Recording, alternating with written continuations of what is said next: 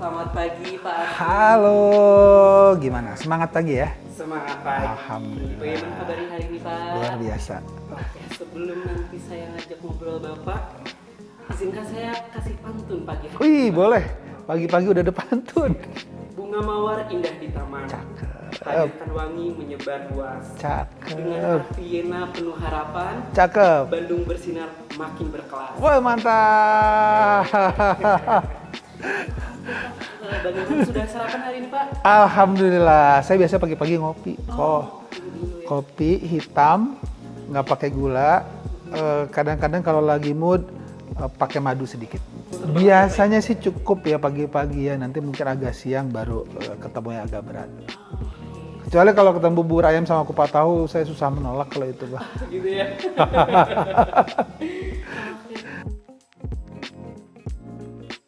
Sebenarnya nggak ada yang kebetulan ya.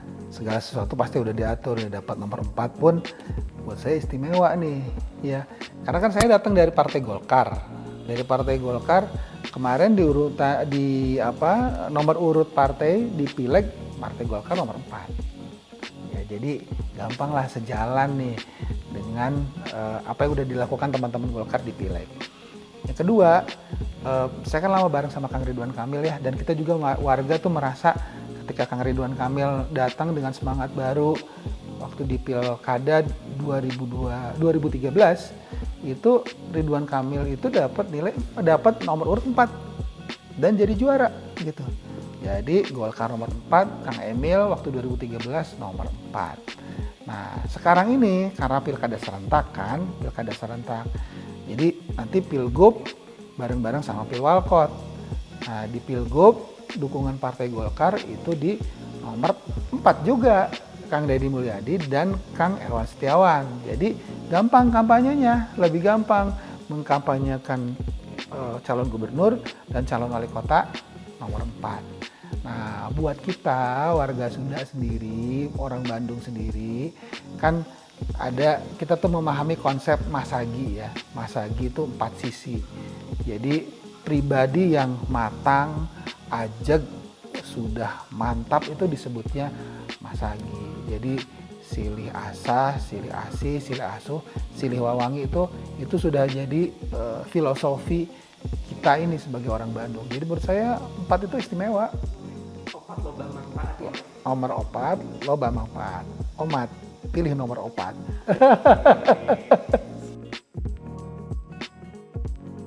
Nomor 4 kayaknya saya baru menyadari ketika melihat lagi video, kelihatannya dari 4 pasang saya paling sumringah kayaknya. Tapi ya itu ekspresi hati lah ya, ekspresi hati karena ya memang bahagia ya. Kita sebetulnya dari awal itu bilang nomor berapapun bagus, yang penting kan juara 1 nanti gitu. Nah, ternyata dapat nomor urutnya nomor 4. Nomor 4 ini yang memang punya makna istimewa buat kita gitu. Nah, ini jadi kalau bicara prioritas nih, kan sebetulnya sekarang warga Bandung nih banyak yang punya aspirasinya berdasarkan kelompoknya masing-masing. Nah, dari hasil keliling dan silaturahmi, ada 4 yang menurut saya itu harus jadi prioritas. Yang pertama, aspirasi dari ras terkuat di muka bumi ini, itu ibu-ibu. Jadi harus ada program BBM, berantas Bang Emok. Jadi ternyata di Bandung sekarang ibu-ibu tuh paling populer tuh Bang Emok gitu ya. Karena mungkin mudah di awal, langsung bisa membantu kebutuhan instan, tapi ternyata pada akhirnya itu memberatkan. Nah, jadi memang pemerintah harus punya program membantu masyarakat, terutama ibu-ibu, supaya kesejahteraannya tidak tergerus. Jadi pertama harus ada program BBM, berantas Bang Emok. Kedua nih, ketemu warga kan, ketemu para pemuda. Nah, para pemuda ini ternyata sekarang itu punya isu kesehatan mental. Jadi dikit-dikit kena mental begitu ya. Padahal ini kekuatannya Indonesia, kekuatannya Bandung. Kita lagi punya bonus demografi.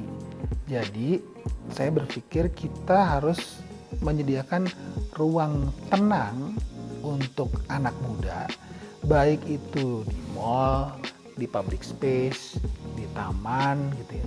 Sehingga anak-anak muda ini dengan segala tantangan kehidupannya, problematikanya bisa ketemu dengan tenaga profesional, lalu kemudian bisa mendapatkan ketenangan atau bahkan solusi dari dinamika yang dia sedang hadapi.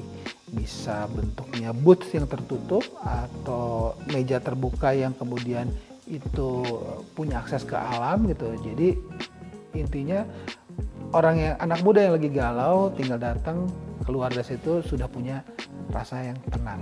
Jadi itu yang kedua. Yang ketiga, nah ini sesuatu program yang sebetulnya udah jalan 10 tahun tapi terakhir tuh di stop, yaitu program PIPPK.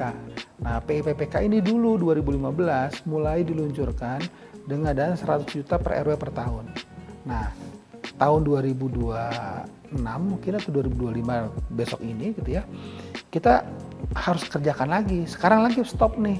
Karena PIPPK ini memberikan kesempatan RW, Karang Taruna, LPM, PKK tingkat kelurahan itu punya tenaga untuk menghadirkan perubahan di kewilayahan, di warga. Nah, kita akan perbaiki nilainya, kita harus tingkatkan. Dulu 100 juta, sekarang jadi 200. Mekanismenya kita perbaiki supaya nilai manfaatnya buat warga lebih besar. Yang ketiga, alokasinya. Saya punya target dari PIPPK ini dalam 5 tahun kita punya 100% pemilihan sampah di tingkat warga. Kalau kayak begitu, oh Bandung keren banget urusan persampahannya. Nah, yang keempat, ini keluhan warga gitu ya, di mana-mana Bandung lagi poek. Jadi supaya melawan Bandung yang poek, kita akan bikin program Bandung Caang.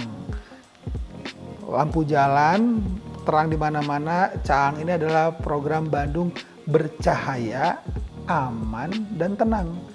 Karena apa? Karena kalau misalnya malam-malam terang, cukup tercahayai, maka kita pun beraktivitas aman gitu ya. Nggak takut dengan begal dan lain-lain, sehingga baik yang sedang bepergian atau yang sedang ditinggal di rumah itu tenang hatinya bahwa yang sedang bepergian ini insya Allah akan sampai ke rumah dengan selamat. Jadi itu 4 program yang prioritas: program BBM buat ibu-ibu, program ruang tenang buat anak muda, program PIPPK untuk pemberdayaan kewilayahan, PIPPK plus ya ini ya.